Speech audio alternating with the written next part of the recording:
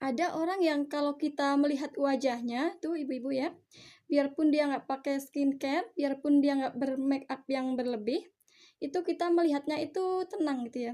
Dia tuh wajahnya menenangkan gitu ya, ada, pancaran cahaya inner beauty-nya ya.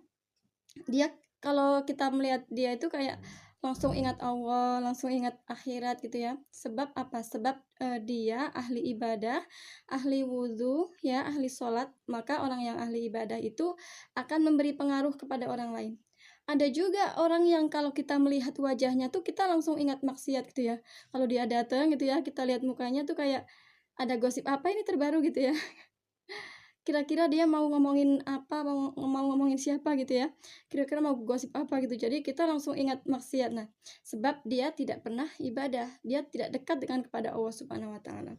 Maka kita berpandai-pandailah dalam memilih teman. Pilihlah teman yang kalau kita lihat dia itu kita jadi ingat akhirat, kita jadi ingat Allah, kita jadi tambah ilmunya, jadi tambah wawasan, jadi tambah amal solihnya gitu ya. Maka sangat penting, seperti dalam Al-Lala dikatakan bahwa kita harus, pilih-pilih teman. Memang, dalam Al-Lala memang benar kan seperti itu, harus pilih teman, maksudnya teman yang akhlaknya bagus, yang rajin belajar gitu ya kalau di pondok itu, yang rajin belajar, yang pintar itu kita temenin gitu ya. Bukan berarti kita nggak mau berteman sama yang nggak pintar itu enggak, maksudnya, kalau kata nenek kita kadang begini, "Jangan pilih-pilih teman ya nanti kalau di pondok ya, Nak, ya," gitu ya. Itu juga benar, jadi nggak ada sesuatu yang 100% di dunia ini.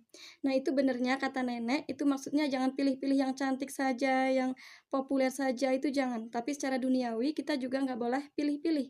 Walaupun miskin, walaupun kaya, kita, temenin semua.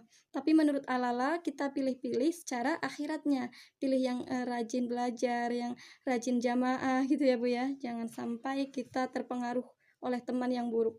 Karena teman yang buruk itu memberi pengaruh seperti ular yang berbisa. Jadi ular yang berbisa itu ketika dia, mematok gitu ya, nah itu langsung racunnya itu langsung menyebar ke mana-mana, langsung mematikan gitu ya.